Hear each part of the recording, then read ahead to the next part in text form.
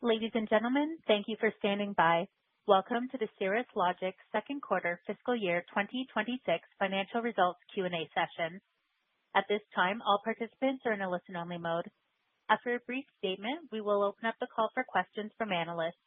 Instructions for queuing up will be provided at that time. As a reminder, this conference call is being recorded for replay purposes. I would now like to turn the conference call over to Ms. Chelsea Heffernan, Vice President of Investor Relations. Ms. Heffernan, you may begin. Thank you and good afternoon. Joining me on today's call is John Forsyth, Cirrus Logic's Chief Executive Officer, and Jeff Woolard, our Chief Financial Officer. Today at approximately 4 p.m. Eastern Time, we announced our financial results for the second quarter fiscal 26. The shareholder letter discussing our financial results, the earnings press release, and the webcast of this Q&A session are all available at the company's investor relations website. This call will feature questions from the analysts covering our company. Additionally, the results and guidance we will discuss on this call will include non-GAAP financial measures that exclude certain items. Reconciliations of these non-GAAP measures to their most directly comparable GAAP measures are included in our earnings release and are all available on the company's investor relations website. Please note that during this session, we may make projections and other forward-looking statements that are subject to risks and uncertainties that may cause actual results to differ materially from projections. By providing this information, the company expressly disclaims any obligation to update or revise any projections or forward-looking statements, whether as a result of new developments or otherwise. Please refer to the press release and shareholder letter issued today, which are available on the Cirrus Logic website and the latest Form 10-K, as well as other corporate filings registered with the Securities and Exchange Commission for additional discussion of risk factors that could cause actual results to differ materially from current expectations. Now I'd like to turn the call over to John. Thank you, Chelsea, and welcome to everyone joining today's call. As you've seen in the press release, Cirrus Logic delivered record September quarter revenue of $561 million, towards the top end of our guidance range driven by demand for components shipping into smartphones. In a few moments, I'll hand the call over to Jeff to discuss the financial results for the September quarter in detail, along with our outlook for the December quarter. Before we get to that, I'd like to make a few comments about the recent progress we have been making across key areas of our business. As we have outlined previously, our long-term strategy for growth at Cirrus is based around three principles. First, we seek to maintain a strong leadership position in our core flagship smartphone audio business.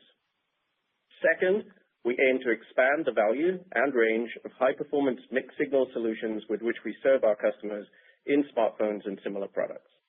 And third, we aim to leverage our world-class expertise and IP in both audio and high-performance mixed-signal to grow and broaden our business in new markets. I want to say a few words now about the progress we've made in the past quarter in each of these areas. In our flagship smartphone audio business, during the quarter, we experienced strong demand for our latest generation custom boosted amplifier and first 22-nanometer smart codec. These products, introduced in the fall last year, represent years of engineering effort and a deep and collaborative relationship with our customers. We're proud of the crucial role they play in enhancing the power efficiency and exceptional audio quality of our customers' latest products. I think it is also worth highlighting a characteristic of this area of our business that isn't always apparent to those outside of the company. While we ship custom products into many consumer end devices, much of our custom silicon business offers returns over a significantly longer period than is typical of consumer products. For example, these latest generation audio components that I've referred to superseded a codec and amplifiers that had been shipping in high-volume flagship phones for 5 and 6 years, respectively. We consider this longevity a significant strength of our business, as it provides solid long-term visibility and sustained revenue contribution, along with the ability to leverage our R&D resources in new areas that can drive further innovation and growth. Outside of our custom audio solutions, we also continue to serve a number of customers in the Android ecosystem. This past quarter, a leading Android OEM introduced its latest flagship smartphone featuring 2 Cirrus Logic boosted amplifiers and a haptic driver. While the majority of our general market R&D investments are focused on developing products for new markets beyond smartphones, we continue to engage with customers on next-generation flagship smartphone products and expect additional designs from various customers to come to market in the future. Looking beyond audio, we continue to diversify our revenue and expand our smartphone content with high-performance mixed-signal solutions. Customer engagement around our camera controllers remains strong, and we were excited to see this technology stand out as a key differentiator in the latest generation of devices. Today, we are engaged on a number of projects that we believe will bring even more feature and performance enhancements to this area in the future. Moreover, we also have several R&D programs that are focused on battery performance and health, and we continue to believe these areas represent an excellent opportunity for our mixed-signal expertise to bring innovation and value to our customers. Our third strategic priority is to leverage our audio and high-performance mixed-signal expertise into new applications and markets outside of smartphones. We're making excellent progress here, especially in the PC market, where we are focused on continuing to grow our share across customers and product tiers. During the quarter, we saw strong design activity across our PC portfolio and expect a range of consumer and commercial laptops featuring our components to come to market over the next year as the adoption of SoundWire device class audio accelerates.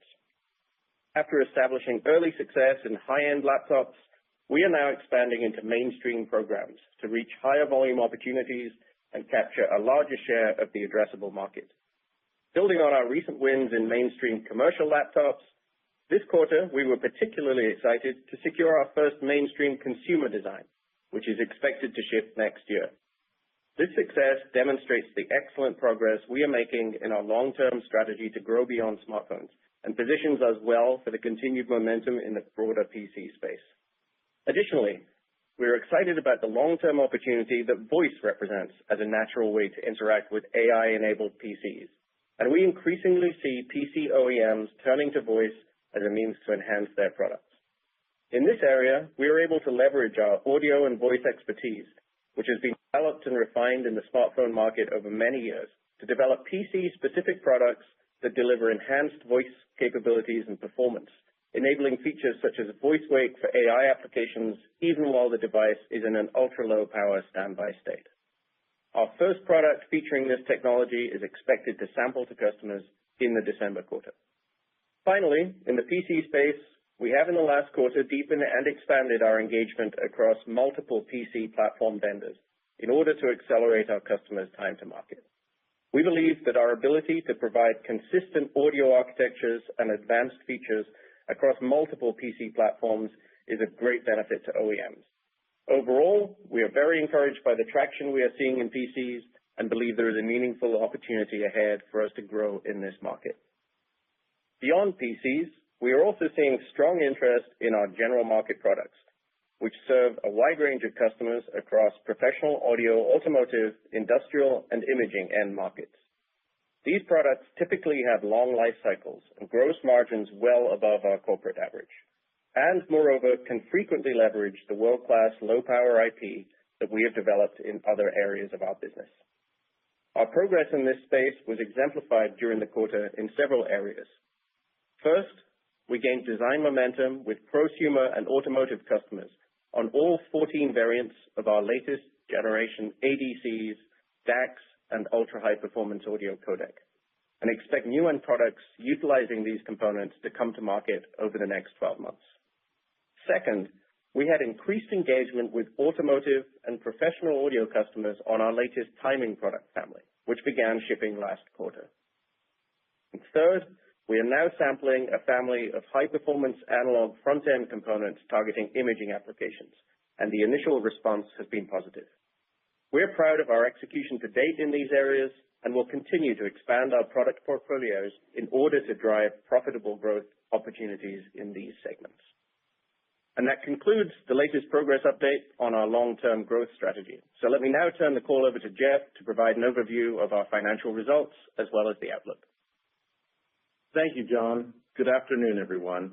I'll now walk through our Q2 financial performance and provide guidance for Q3, including tax updates. In Q2 fiscal 2026, we delivered revenue of $561 million, which was toward the top end of our guidance range, driven by demand for components shipping into smartphones. On a sequential basis, revenue was up 38% due to higher smartphone unit volumes. On a year-over-year basis, sales were up 4%, primarily driven by higher smartphone unit volumes and sales associated with our latest generation products. Turning to gross profit and gross margin. Non-GAAP gross profit in the September quarter was $294.7 million, and non-GAAP gross margin was 52.5%. On a year-over-year basis, the increase in gross margin was largely due to a more favorable product mix.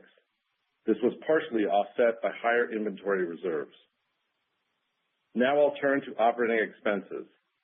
Our non-GAAP operating expense for the second quarter was $127.7 million, coming in below the low end of our guidance range. This was due to lower product development costs, mostly driven by shifts in project timelines. Employee-related expenses were also lower than expected.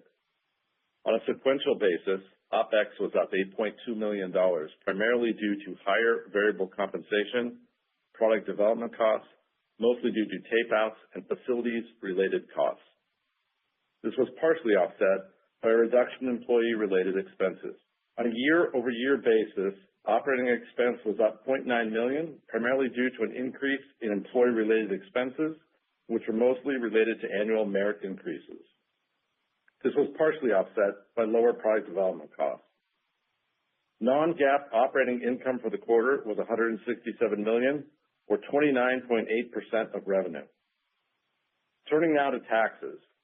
During Q2, we recorded the favorable tax impact of the One Big Beautiful Bill Act, which reinstated immediate expensing of domestic R&D. This change was retroactive to the start of fiscal year 26 and contributed to our lower non-GAAP tax rate of 14.6% for the quarter. And lastly, on the P&L, non-GAAP net income was $150 million, resulting in an earnings per share for the September quarter of $2.83. Let me now turn to the balance sheet.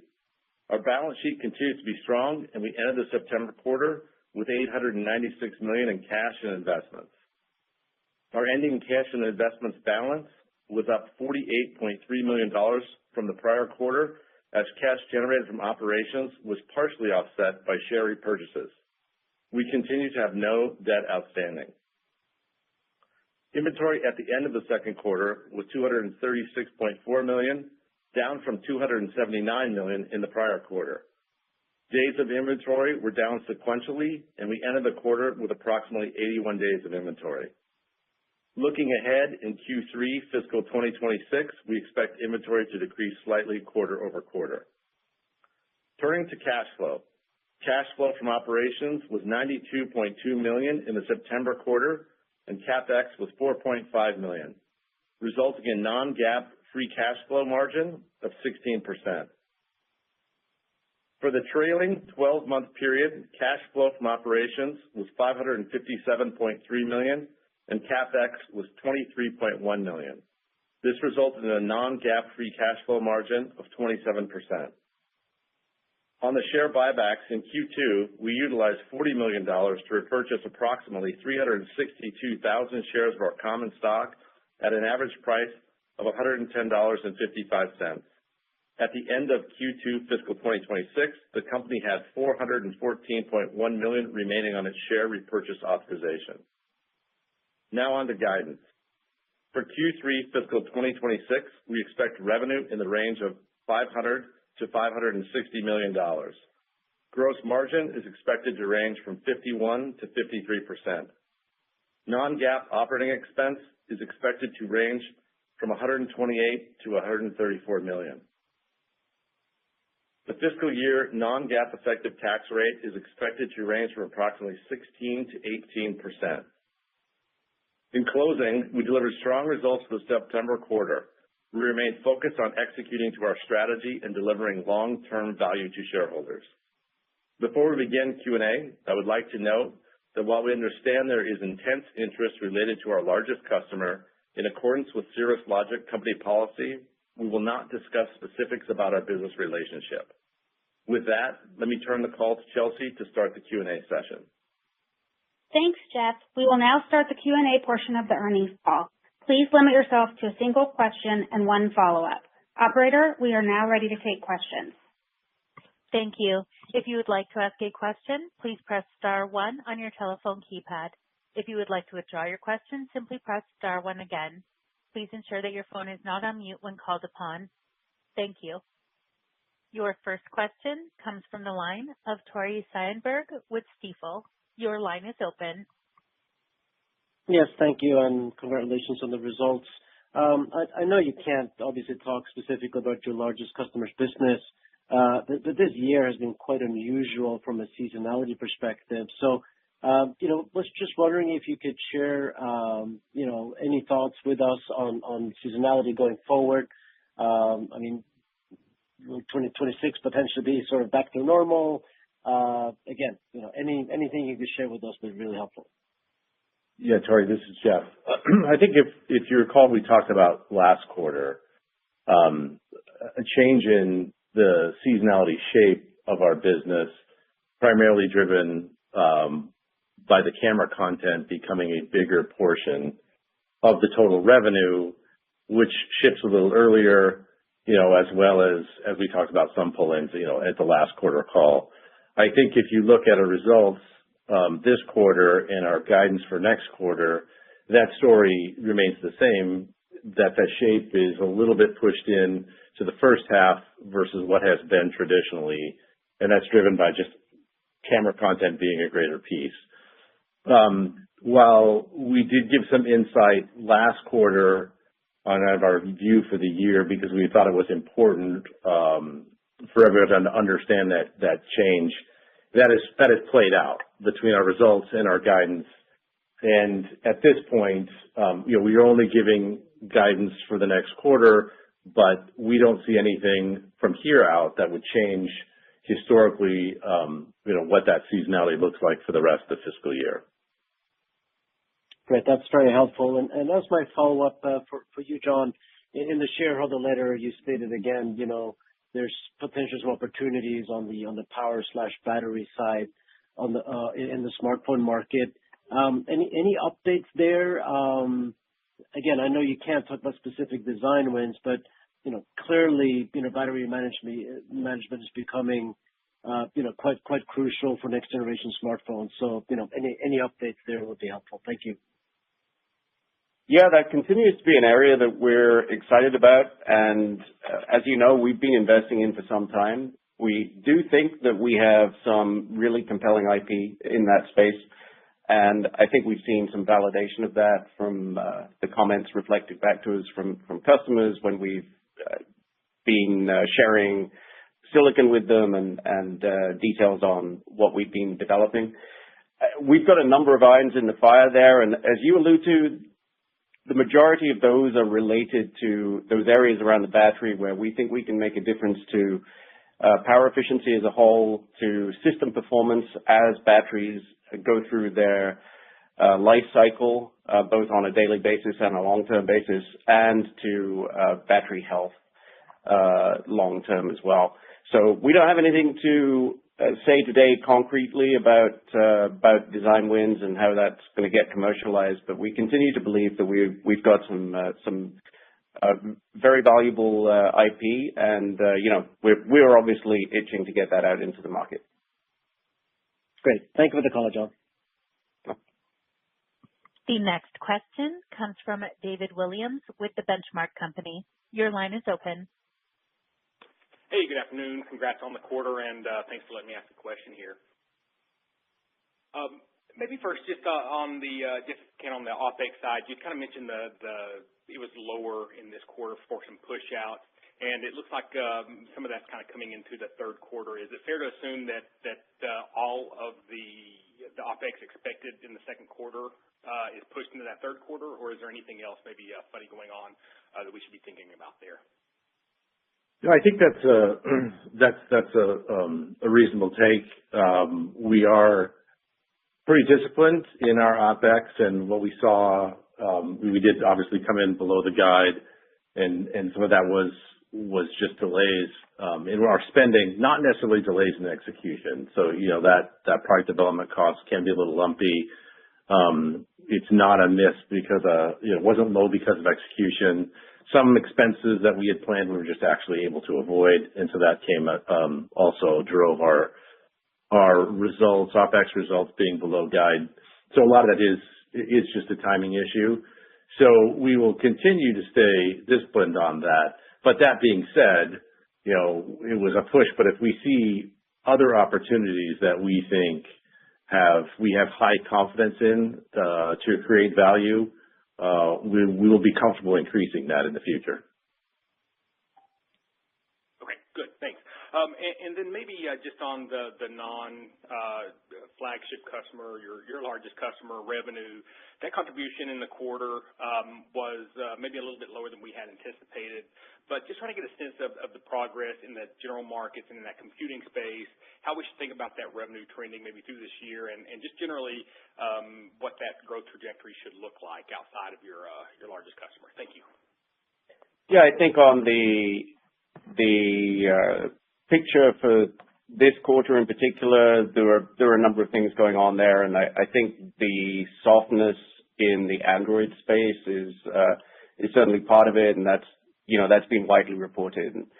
We don't invest a huge amount in Android as a strategic business area for us, but it still remains a valuable contributor. So to some extent, we saw some impact from that.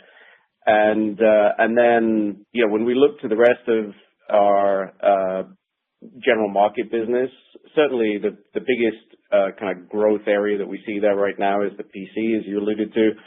And we're continuing to track the way we expected there, or broadly in line with that. We're still kind of early in the ramp for that as regards the business it can become for us in the future.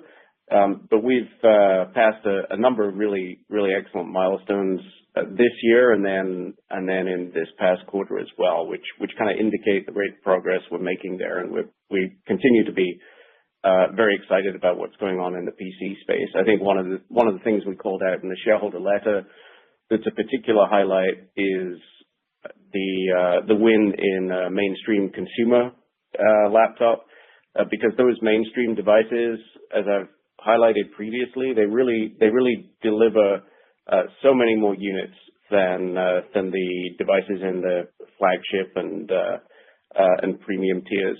And so a big part of our objective is to penetrate down through the tiers and be well penetrated in both the commercial and the consumer mainstream segment, and then obviously expand to as much content in those devices as we can get. Earlier in the year, we reported that we won our first mainstream commercial laptop, and then we've now added to that with success in the consumer space. So I think that proves we can do it, and that's going to be one of multiple drivers that help us continue to accelerate in the PC space. Once again, if you have a question or a follow-up question, it is star one on your telephone keypad. Your next question comes from Christopher Rowland with Susquehanna. Your line is open. Hi, this is Dylan Olivier on for Chris Rowland. Thank you for taking my questions. So for my first question, last quarter you said that you didn't have any material changes to your smartphone unit outlook for the year, despite your better results. Would you now have any changes to your unit outlook, or are units still tracking in line? Yeah, I'm gonna stick with sort of that previous answer of we obviously had a good quarter here driven by smartphone units, and we explained the shape between the last two quarters.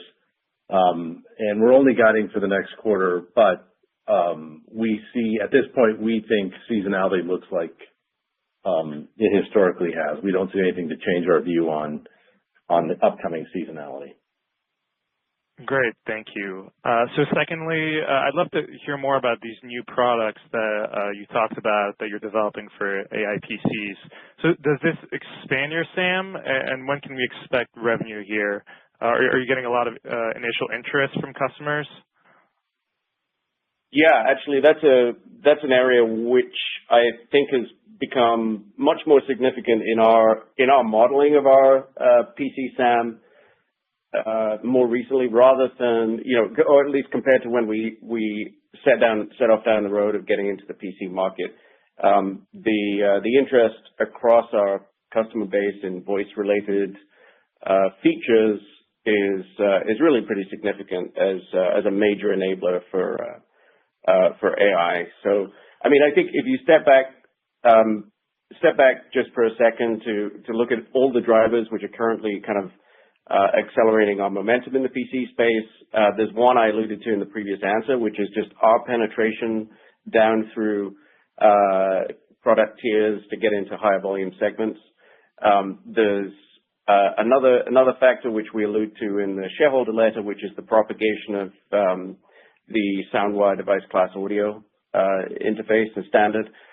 So we're seeing that increasingly propagate across designs. That generally is something that's favorable to us, and that's something that we've designed to and that we can deliver a lot of features around. Then, as we also mentioned in the prepared remarks, we've also been expanding our support across multiple PC platform vendors. So again, that's kind of expanding our reach and the number of devices that our products can get into, and the number of reference designs that enable our customers to pick up our silicon and create products around very rapidly. And then the fourth of these drivers would really be the voice features that we see coming over the horizon. And that's been a more recent topic of conversation with OEMs, but it's a significant one, and it's one where our IP is really best in class. We're able to provide significantly better voice and audio capture, noise reduction, voice cleanup, voice detection, speaker detection, and so on. And then you combine that with our low power codec technologies, we can enable features like waking up the entire system, being able to speak to the system even when it's in an ultra low power standby state, and so on. So this is all part of the SAM that we model out in the investor presentation out into the future, that we think can be, continue to be really significant for us in the PC space. But I think given where we're at and the IP we have in the voice area in particular, I would expect us to really benefit from that. Specifically in the last quarter, we started sampling the first device with it specifically focused on enabling those features to customers. So it'll be a while before those start showing up in end products, but we have a great roadmap around those features in particular. Thanks, Dylan. And with that, we will end the Q&A session. I will now turn the call back to John for his final remarks. Thank you, Chelsea. In summary, Cirrus Logic delivered record revenue for the September quarter, while also continuing to make excellent progress on each pillar of our long-term strategy. I'd like to extend my appreciation to all of our employees worldwide for the hard work and commitment to excellence that has delivered these results. And I'd like to thank our customers for their trust and support. We're excited about the opportunities ahead for Cirrus, and we thank you for your continued interest in the company. Before we close, I'd also like to note that we will be participating in the Barclays Global Technology Conference on December 11th. Please check our investor website for the details. Thank you, everyone, for participating in our call today. Goodbye. This concludes today's conference call. Thank you for joining. You may now disconnect.